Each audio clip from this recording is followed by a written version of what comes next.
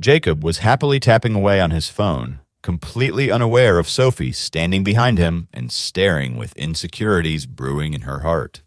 She couldn't take it anymore. "Who are you texting?"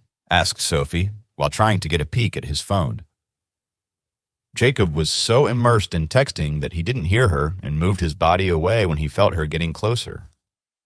Though this action was instinctive, hiding your personal space from other people, it only made Sophie more suspicious. By the time Jacob kept his phone back inside his pocket, Sophie was ready to burst out. He turned around and looked at Sophie. "All right, get your practice sheets and we'll start studying," he said. Sophie stomped her feet as she went ahead to get the practice sheets out of her bag. Suddenly, she stopped dead in her tracks and pointed a finger at Jacob. "You were texting that girl from yesterday, weren't you?" "Why do you care?"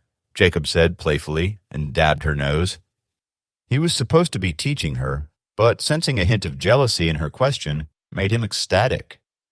He forgot all about their little spat from before and was in the mood to annoy her a little. Sophie was taken by surprise when he suddenly touched her nose, so she swatted his hand away. "What if it was her? Are you jealous?" Jacob asked. He pretended to be hurt by her little swat and rubbed the back of his hand. "Do you think I can't kick you out?" Sophie asked instead. Her anger was rising by the second. It was growing dark outside, and it was still raining cats and dogs. Even though it was quiet inside the house, the lashing of the rain against the roof was still audible, and it sounded like a huge storm. He sighed. "It was my roommate, Sam. He was asking about my whereabouts, and I told him that I wouldn't be coming back for the night." Jacob knew that testing her limits would only prove dangerous for him, so, not wanting to make it worse, he finally gave up. Besides, he had teased Sophie enough for one night, but it was too late. Sophie needed to see for herself to be sure. She knew that she was being insecure, and she hated it, but this was important for her peace of mind. "Give me your phone." Sophie put her hand out for him to hand over his phone. Jacob gave her his phone at once. He had nothing to hide from her, and he knew that they needed to build trust in their relationship if they wanted to make this work. Sophie tapped on the phone and opened the latest messages. Her serious expression seemed like that of a suspicious girlfriend inspecting her boyfriend's phone. When she saw that the text was from a guy named Sam, she sighed with relief and returned the phone to Jacob. "That's it? Not worried anymore?" Jacob put his cell phone back in his pocket and asked her. He was actually expecting her to check and snoop on him a bit now that she had access to his phone. It surprised him a little that she had just checked the last message. Sophie defended herself. "I wasn't worried. I was just asking." Are all girls this complicated, or have I got myself a handful? Jacob wondered. Finally, deciding not to dwell on it any longer, he flipped open a book. "Let's start," he said, and started explaining the English grammar to Sophie. She bit her lip, deciding to give up on her anger, and opened her notebook. Since there was no time restriction today, Jacob explained everything very carefully and attentively. He tried to slow down his pace while explaining the subject at hand and started with the most straightforward concepts and worked his way up to the most difficult ones. After tutoring her a few times, he knew what level Sophie was at and how he should teach her. Sophie seemed to be putting in more effort than before. She did not want to embarrass her parents in front of everyone, and also didn't want to spend her summer taking her high school classes again.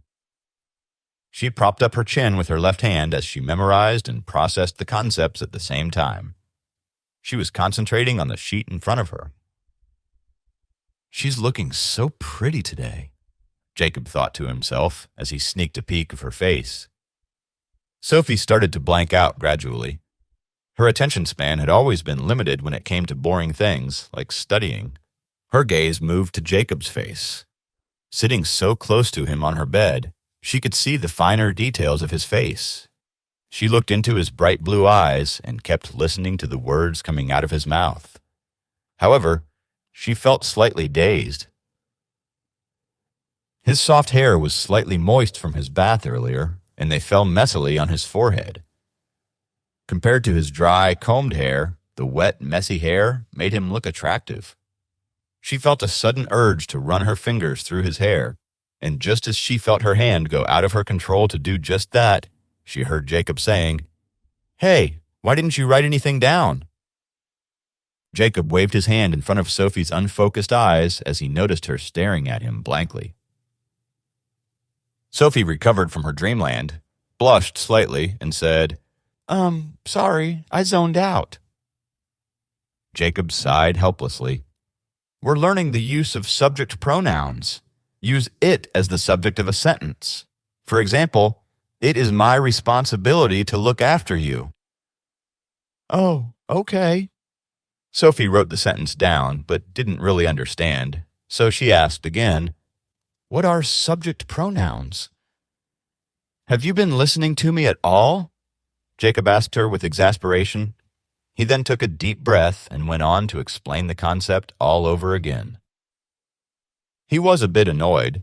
He had made detailed notes and explained it so clearly to her, but Sophie didn't even care and blanked out. Seeing Jacob getting slightly impatient, Sophie got irritated as well. "I was at school all day, even took the extra classes, and now I have to listen to you at night. I'm already tired to death. I'm sorry if I'm not being an ideal student." Both of them were clearly on the edge, tired from the long day they had had. All the relaxation from the family dinner was long gone. Jacob got angry at her for giving excuses all the time, especially when it came to her education. "Why are you giving me that attitude? I'm only trying to help you." Before he could complete his sentence, there was a knock at the door. The door opened seconds later, and Helen walked in with a plate of snacks in her hands. She asked, "What's with all the shouting? Are you guys fighting?" Jacob calmed his expression a bit when he saw Helen. Sophie's expression also turned tame. Jacob knew he couldn't complain about Sophie to her parents, and Sophie knew that her mother would probably take Jacob's side even if she did complain. Nothing. We were discussing a topic in her textbook, and Sophie and I had different opinions." Jacob came up with an excuse. "Oh, let me see." Helen didn't seem to buy his act. She walked over, picked up Sophie's notes, and read out loud, "It is my responsibility to look after you. It is the subject pronoun here. What's wrong with this sentence? How can there be a difference of opinion here?" Jacob and Sophie were both embarrassed and didn't know how to answer. Jacob felt weird as well. He thought, why did I get so angry at Sophie? As her tutor, I'm supposed to be patient with her. She's right about being tired, too. "Whatever it was, forget it now." Helen put Sophie's notes down and moved the plate of snacks towards them. "You both will probably be up late, so I got you some snacks," she said.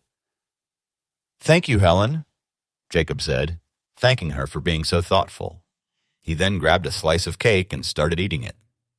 "Thanks, Mom." Sophie also grabbed a piece from the plate.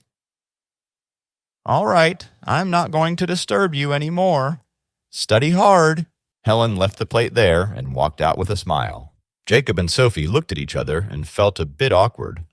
Their anger had simmered down, and both of them knew that they were being unreasonable. Jacob coughed twice and broke the silence. He decided to cut the tutoring short and said, "We'll stop here for today. It seems like you're tired as well. Let's call it a day. You don't have questions about other subjects, right?" Sophie didn't know what came over her mind, but she pulled out several thick books from her drawer and said, "I actually have one problem or the other with all the subjects." Please subscribe to the Pocket FM YouTube channel and press the bell icon for instant notification. Check out our channel for more such exciting shows.